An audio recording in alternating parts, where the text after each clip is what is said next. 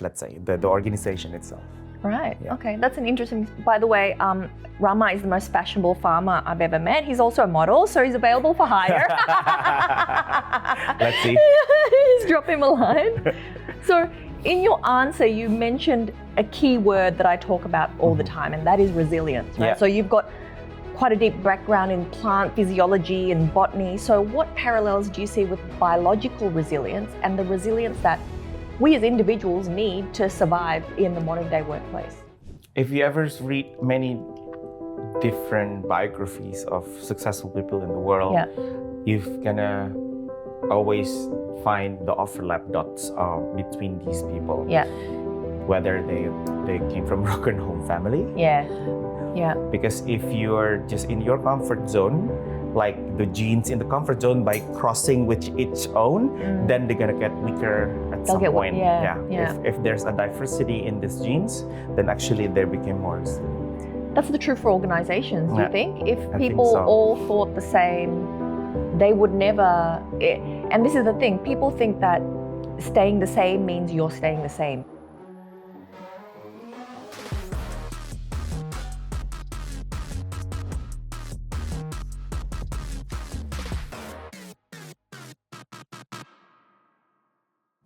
Hey everybody, welcome to another episode of Friska. And we're going to discuss today the future of farming. You may think, who the hell cares? But farming has a lot to do with transformation and the ability to build future fitness. And what better guest to talk to me today than Rama Prasetya? He's the co-founder of Island Organics Bali, which is the longest running organic fruit and vegetable delivery service on this island. So the business supplies a lot of well-known establishments, Potato Head, to name a few, the Will Merrick Group. You may have heard famous restaurants such as Mumsan. Well, they're some of his clients. So thanks so much for joining us today, Rama. Hi. Did you want to tell us a little bit more about yourself and your business? Yeah, well, the business has been around for more than 20 years now, 22 years to be exact. We started in 2002, founded by Ben and Blair Ripple. They moved here in 1999. Funny enough that they are pretty much the first people who grow broccoli and leeks back in the days. Oh, wow. So can you imagine there was not much Western crops option 2 decades ago. Yeah. And up to now, we always try to keep adding different diversity for the crops itself to support the F&B development. And also, of course, at the end of the day, we want Bali to be another culinary destination. Right? Yep. And I think it certainly is. So, a lot of your work revolves around preserving like traditional crops and then also developing new hybrids. Yeah. So how do you think this relates to what organizations go through? The balance of the old school traditions versus the new way of doing, thinking, leading? Well, I guess one thing that I have to put an underline with what we are doing now in terms of traditional or modern farming, it's not much different because it's like fashion is always cycling, right? What we call traditional now was actually modern back then, and what we call modern now was traditional back then. So it's always switch. Okay. It's just different approach. Same with the hybrid and the let's say the pure breed or the open pollinated. That's what we call it usually. I guess it's more to the demand when we use the hybrid instead of the open pollinated, but then the hybrids also create a different situation because hybrids could give benefits for the producer, but not really much for the end user because usually hybrid in crops, they're not aimed for a better flavor. They're aimed for a faster growth. They're aimed for it's more the commercial aspect. More commercial aspect. Oh, okay. And of course, in the ornamental plants, maybe we can talk about it later because I also work with the orchids. The breeding process is the other way around. It's more about to the end user satisfaction instead of the grower because they don't care if the orchids, it's more prone with pest and disease as long as the flowers good, long-lasting, fragrant, and so on and so on. But to be related with your question, contemporary, traditional, modern, it's a cycle that sometimes you are behind, sometimes you are front, sometimes you are in between. And I prefer to be in between because then we can always cater both market. We can always cater a broader catch for whatever possible to create a better cycle of the company itself, let's say, the organization itself. Right. Yeah. Okay. That's an interesting. By the way, Rama is the most fashionable farmer I've ever met. He's also a model, so he's available for hire. Let's see. Just drop him a line. So, in your answer, you mentioned a key word that I talk about all the time, and that is resilience. Right. Yeah. So you've got quite a deep background in plant physiology and botany. So, what parallels do you see with biological resilience and the resilience that we as individuals need to survive in the modern day workplace? If you ever read many different biographies of successful people in the world, you're gonna always find the overlap dots between these people. Yeah. Whether they came from broken home family, they're being outcast from society, they are anomaly of the society, country, whatsoever. And in the plants, pretty much similar. We also have what we call unwanted genes. Oh, okay. And to make a hybrid, like as we can see, this purple broccoli, this is actually the first broccoli ever in the world. It was not green, it was actually purple. Oh, right. But then, because back in the days, purple considered toxic. Was it? Even though it's the color royalty? Yeah. Huh. Purple carrots, purple broccoli is considered toxic, especially in plants. Yeah. I guess maybe it was referred to the mushroom. Yes. There are many purple color mushroom that is toxic, Yeah. and also maybe some other chemical substance that usually purple and toxic. But then anyway, so they make the broccoli purple into green in Italy. They make the purple cauliflower from Sicily became white in England. Oh, they right. make the purple carrot from Hungary to be orange in Netherlands, to just have a different color. But anyway, to be related with your question, I guess resiliency in the unwanted genes could be get rid by, well, in plant genetics we call it, we do a lot of breeding by backcrossing or incest in our case, right? But then that's not our case, because we cannot do any same family propagation. It's just impossible. But to get the super genes to make them resilient, then that approach it's needed. And also, like in the wild, there are some mutations that crossbred with the normal and they become resilient. So the super genes with the weak genes create the mediocre genes that actually works well. Because then in between super genes or in between the weak genes, they're gonna create even weaker genes at some point. So there has to be cross. I guess with the globalization that we have now, when people easily trade technology, knowledge, everything is shareable. Everything is all about share. Now you run a companies and you expect people to actually, you cannot keep secrets anymore. Right? Like sometimes your staff took a picture of the process, but in the same time, you're also open to the world. Oh, this is our secret. This is how we mix our fertilizers. This is how we germinate certain type of crops that are quite difficult actually to grow. But then if you compare with 20 years ago, it was something that pretty much kept, right? And I guess the more you expose yourself, these unwanted genes also somehow disappear, because then you're gonna always be curious to create something different and something new, to have innovation. Because if you're just in your comfort zone, like the genes in the comfort zone, by crossing with each own, then they're gonna get weaker at some point. If there's a diversity in these genes, then actually they become more resilient. That's the truth for organizations, do you think? If I people think so. all thought the same, they would never, and this is the thing, people think that staying the same means you're staying the same. Staying the same means actually you're going backwards, you're atrophying. Because like you said, everything's moving faster. competitors are leveling up, they're learning new things, they're trying new things, they're implementing them, and you're not, you're going to get left behind. No, that's very interesting about the genes. Yeah. And so now I wanted to shift gears about diversity, right? Yeah. So there's a lot of diversity in ecosystems. Mm-hmm. How do you think companies, because your clients are a lot of quite large, well-known organizations as well. Yeah.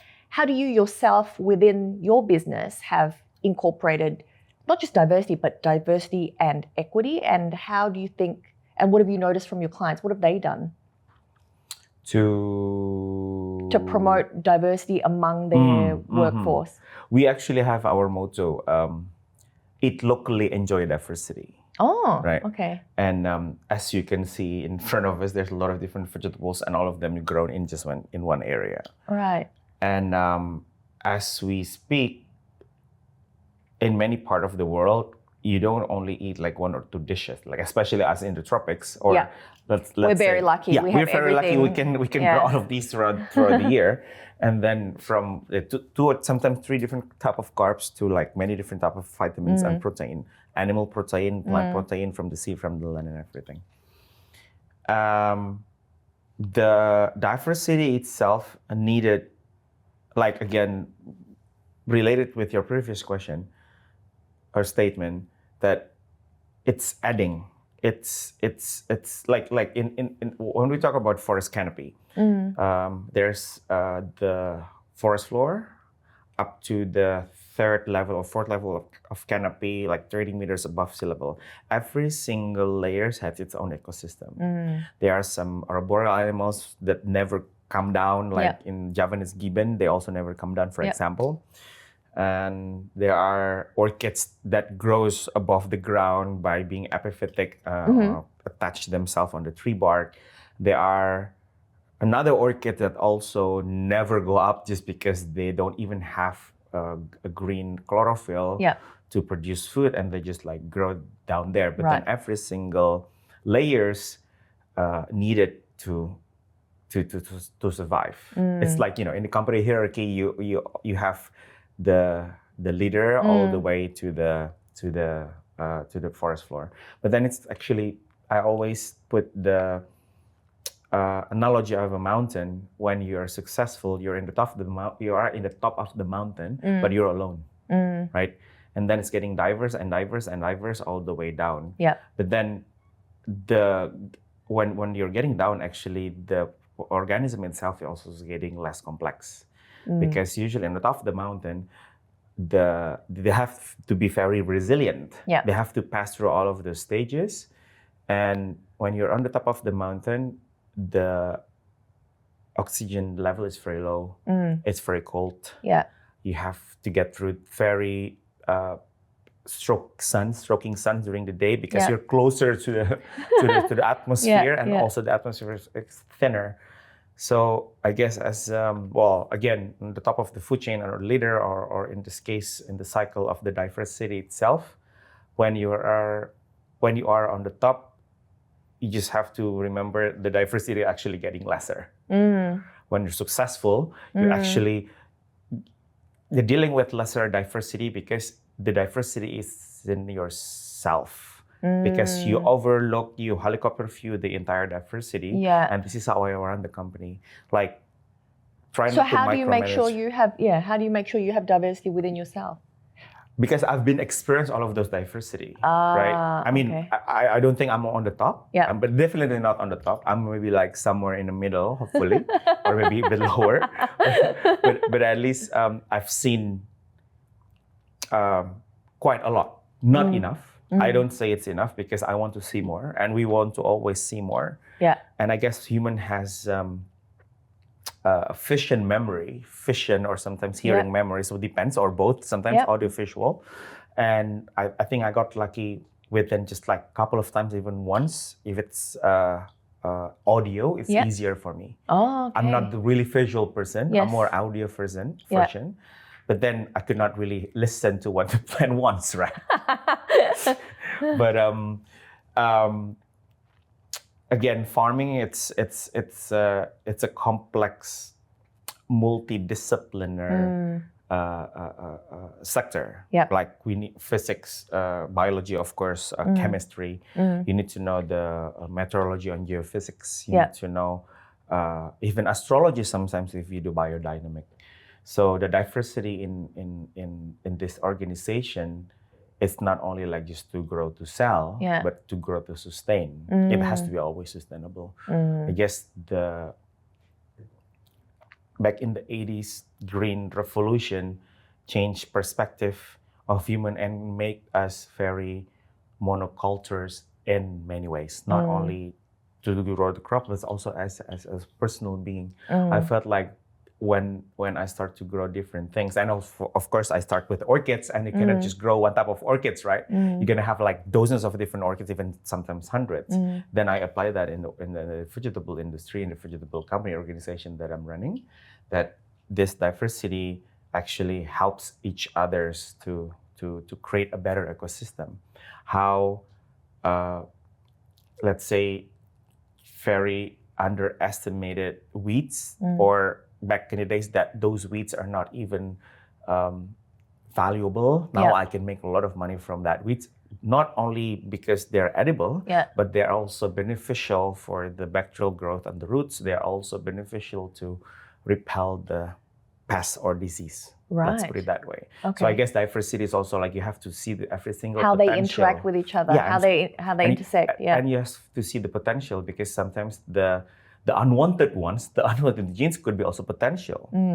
Depends on how it develops, but then it's always the mystery of the science and mystery of the universe. Right? Yeah, and very much like people, right? One person could be labeled as a problem child or whatnot, put him in a different environment. There you go, and bingo. He's in harmony. Yeah. So yeah, I think as the wheels are turning, there's a lot we can learn from how we assess the performance of a plant ecosystem to how we assess our organizational ecosystems. Yeah.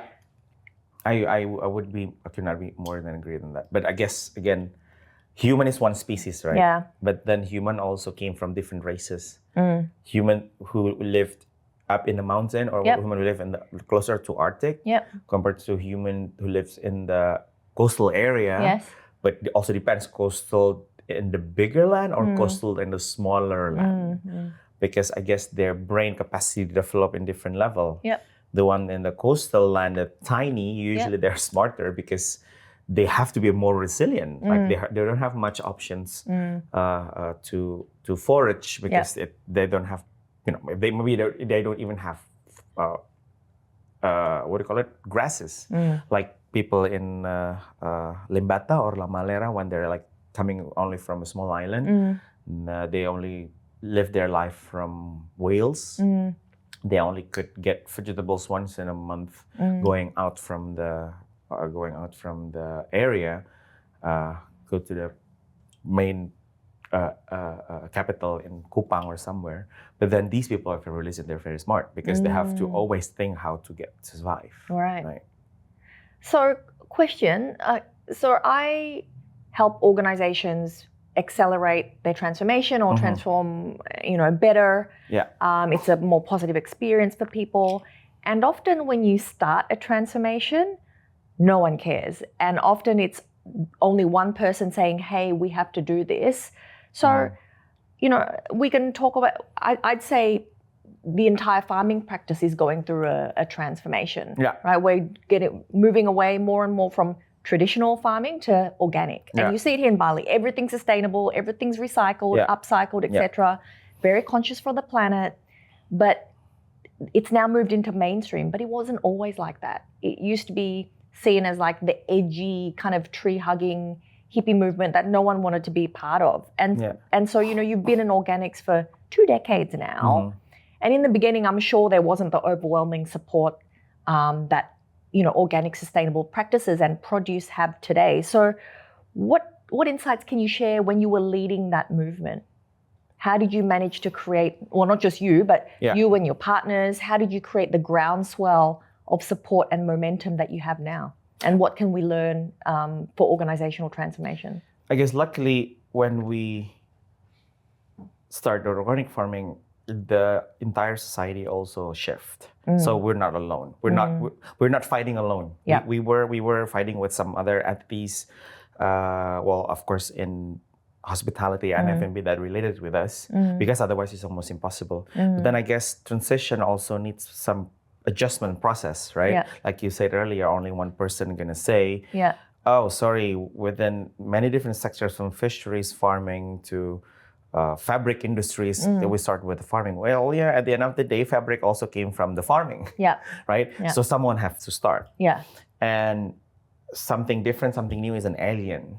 And you know, I mean, if I'm able to take an example of the Abrahamic religion from the Moses, Jesus to Muhammad, they were also the one who make changes. And then the entire society back then against them, only one or two people believe in them. And then look at now, how many billions of their followers all over the world, right? Because of that strong belief. Yeah.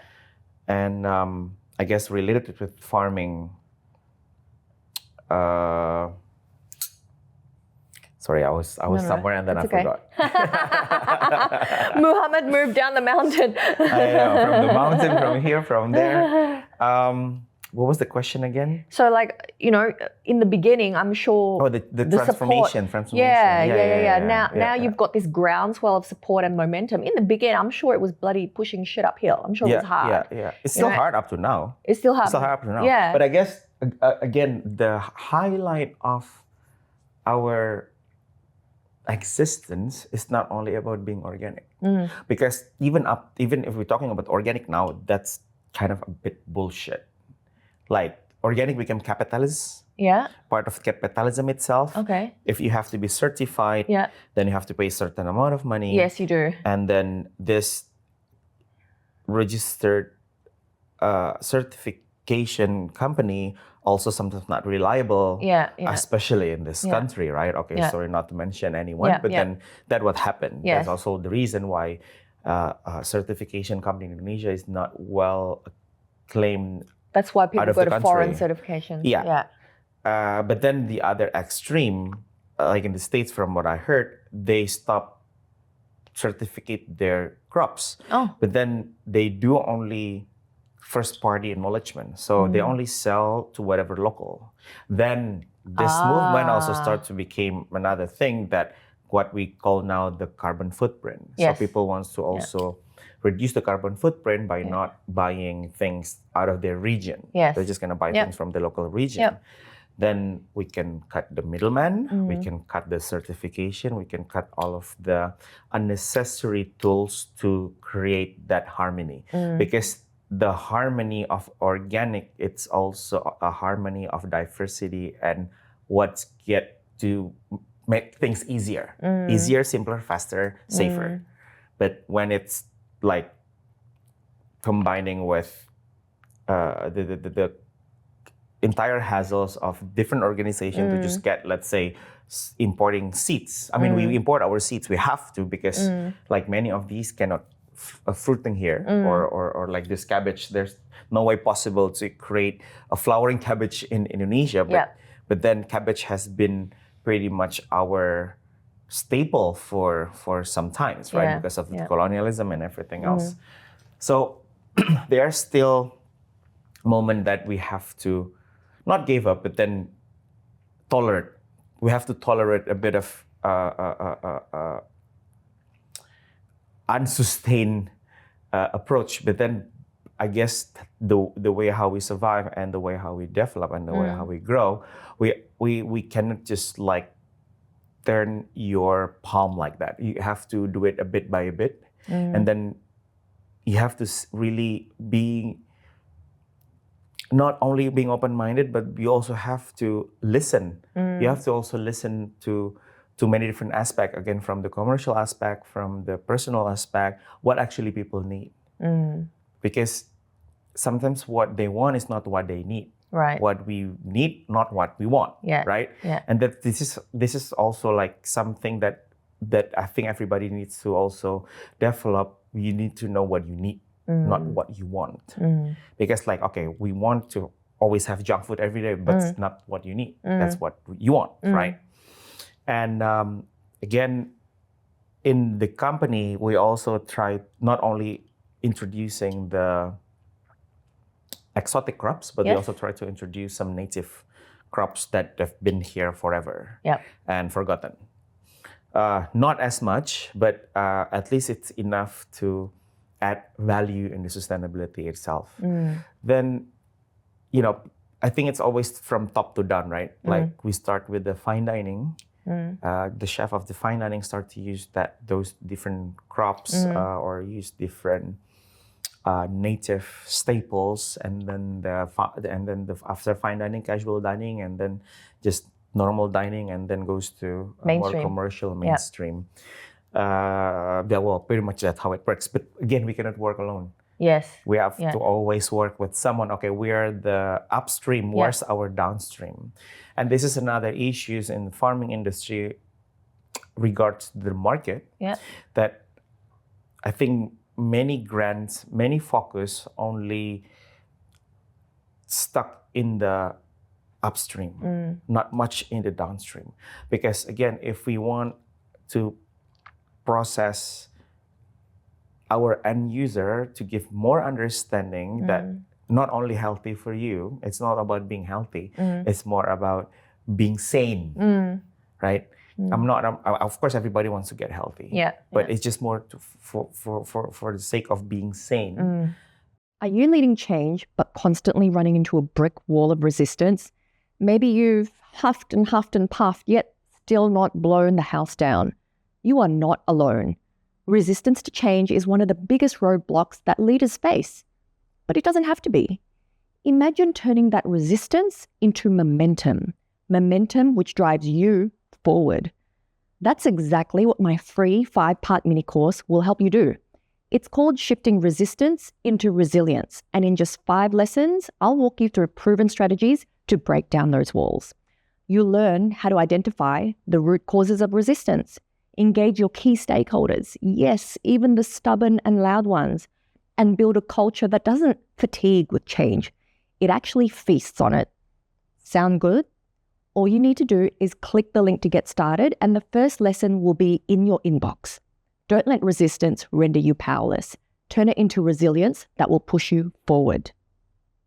To know where your vegetables came from, the entire process that always gave headache, we're lacking of that. We're lacking of educations of the downstream. And I've been actually...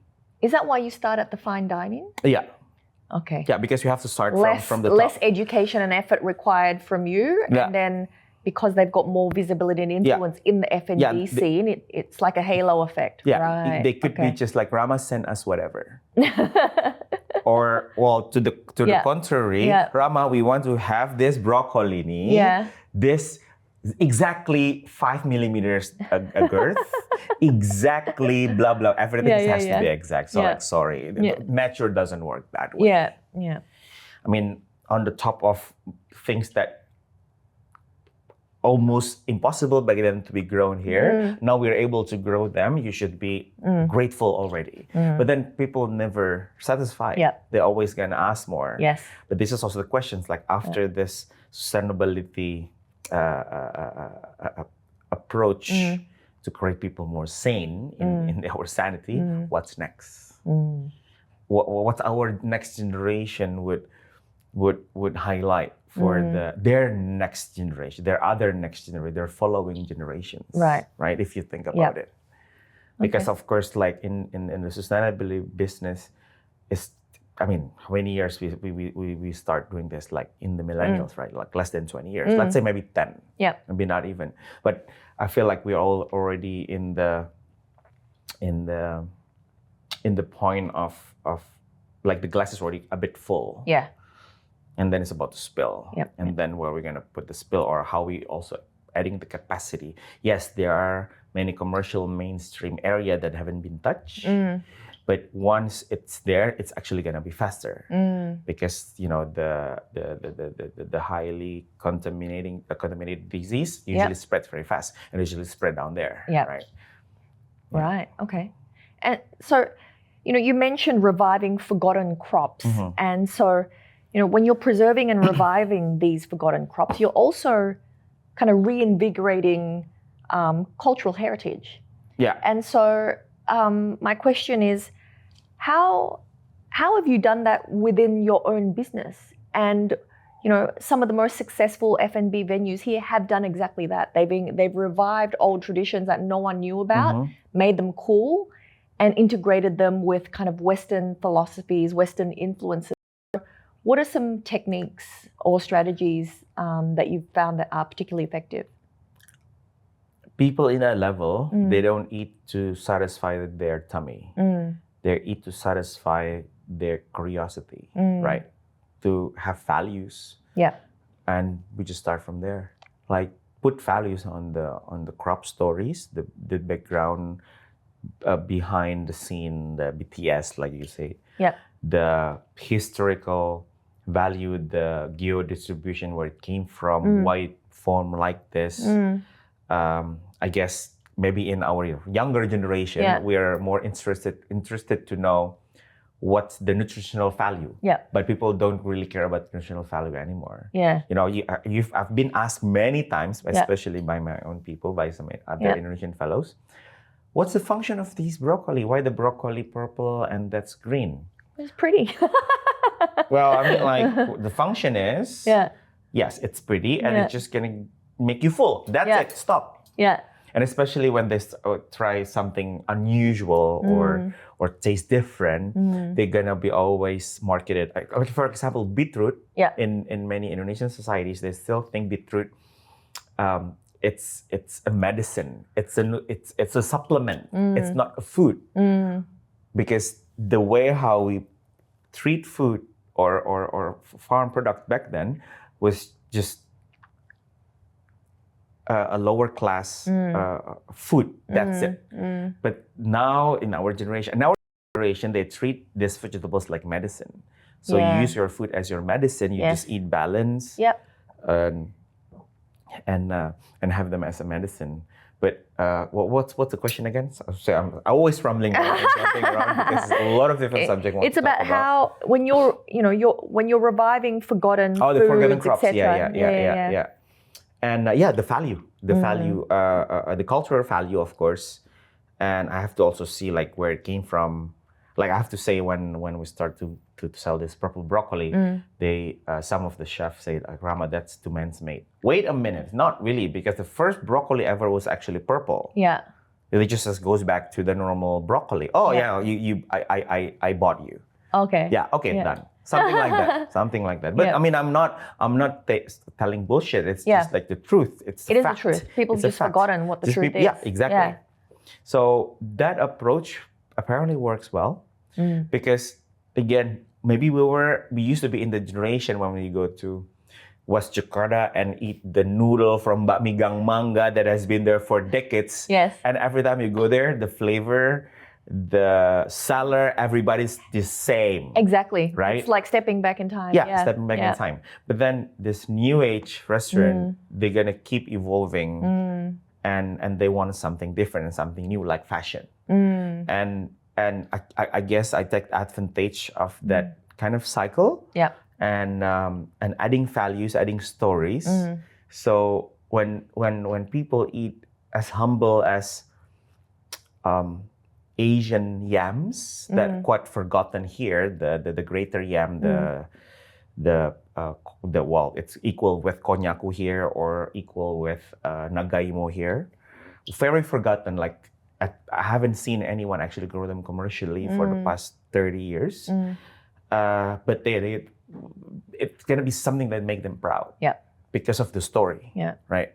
It's not saying it's gonna heal your wound or gonna heal your sickness, your illness, but we just resurrecting a culture that hasn't been touched for so long and adding our dictionary and vocabulary of crops, and that's necessary. And back to the ecosystem side, then you create a longer, bigger, wider stretch of layers and gonna create more sustainable system. And of course, at some point, one thing gonna get vanish, gonna get extinct, which is very normal. And this extinct species, I mean, okay, let's not talk about, let's talk about orchids, for example, or many different living organisms.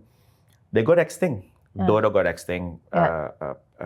Javan tiger got extinct. I mean, of course, it's mainly because of human being, but there's also a lot of extinction happen in the world just because naturally happened, right? Like dinosaur. Okay, let's not talk about dinosaurs. Way too long ago. But there are actually few orchid species that are extinct because there was a disease by I think it was in North America back in 1800. It's called blue something orchids. It was pollinated by a bison, but then the bison got removed because of the volcano. But the volcano didn't really affect the orchids. But then when the bison was removed from the area, not removed, migrate from the area, the orchid got extinct because there's nothing that can pollinate the orchids. Oh, okay. There was a story. And many other stories similar like that. So that, and then what? Almost 200 years after, similar orchids appears again, but totally different species. There's also some other orchid story species that I experienced myself in 2011 when I went to Sulawesi. We found like this missing link species from mainland Southeast Asia all the way to Philippines that never connected. Well, used to be connected back then, but then after 200-300 years of botanical exploration, why we just found them now? Yeah, because they just appeared 50 years ago. Because even the host was also just planted there 50 years ago. Right. So they exclusively only grown in the pine bark, and pine never existed in Sulawesi until 1972. And these orchids only grow in that pine bark, and it's a new species. Okay, so hence why they just started popping up again. And nature always finds its way. Works in different ways to maintain the diversity. Like you said, if we stay, then we're actually going backward. But then maintaining could be adding, could be just keeping the same number. But then again, like in demography, there's always the old replaced by the new one. Same. So I'm not au fait with anything plant related, except that I know I like them. What are some of the lessons we can take about long-term survival, about resilience from harsh environments, disease, et cetera, Are there any commonalities from the plant world that we can take into our organizations? Like, what are some of the hardiest plants and why are they made that way, right? Because, everyone's talking about resilience. Like I talk about it all the time. And, doing what I do, the first thing I encounter is roadblocks all the time. Resistance, because they're comfortable with the status quo. They don't want to do something different. So it's my role to shift that bad energy into good energy, which is resilience, which means that when things happen unexpectedly, perhaps a negative surprise, you don't just bounce back from it, you actually bounce forward. So what does the plant world do? Are there any lessons there? Like, why do some fare stronger than others? What? Okay, why? Why? In plant physiology, plants are categorized in different type of metabolism. There's C3, C4, CAM, and different with human. Plants make food, right? Plants make food for them to be burned. For themselves, right? So we are catabolic. We are anabolic. They're catabolic.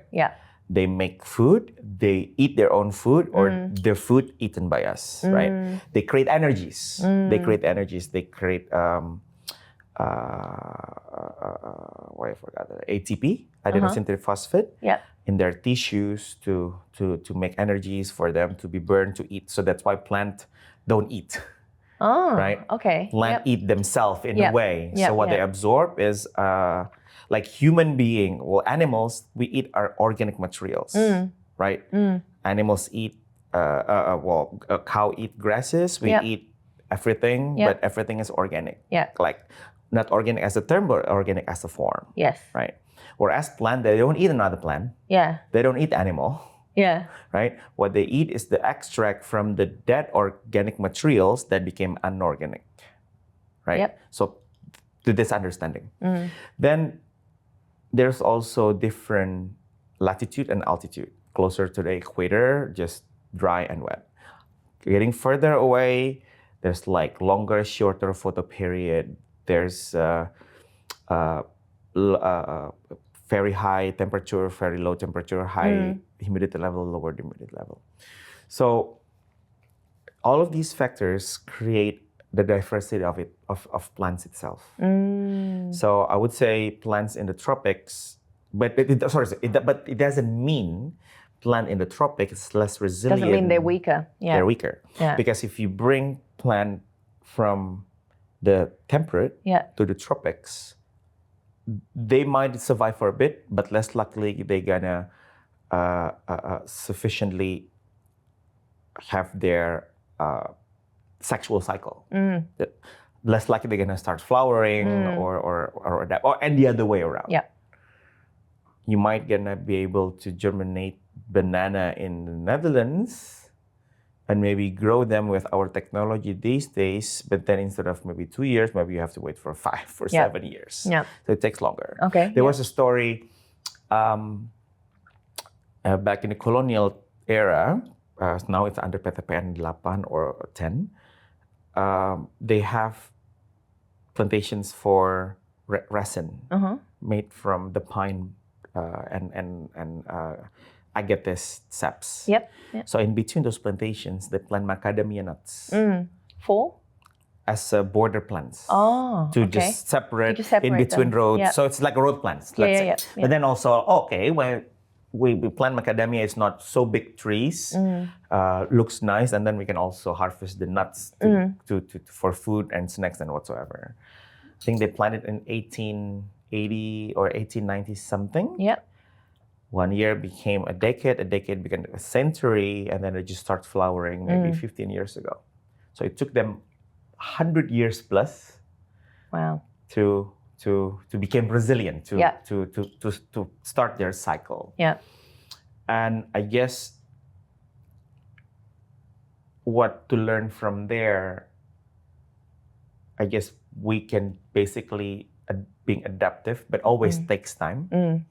But technology could help us to accelerate the situation. Yeah. But then this is also another thing. In the orchid world, so one seed pod of orchids contains of million seeds. In the wild, the germination percentage is very low. It's only 0.0001%. But it's from 1 million seeds, right?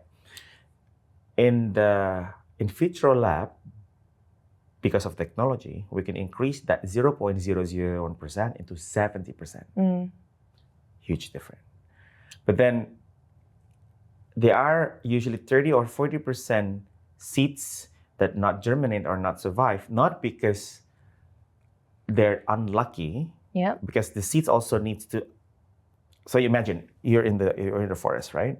The orchids grow epiphytically on the bark, and then when it's pop, the seeds spread. Yep. So sometimes the seeds just like drop on the ground, they're not gonna grow. Sometimes the seeds are stuck in the top of the trees, too much sun, they die. Or the water, they also die. But then when they touch to the bark and found the right symbiosis, they're gonna start to develop, right?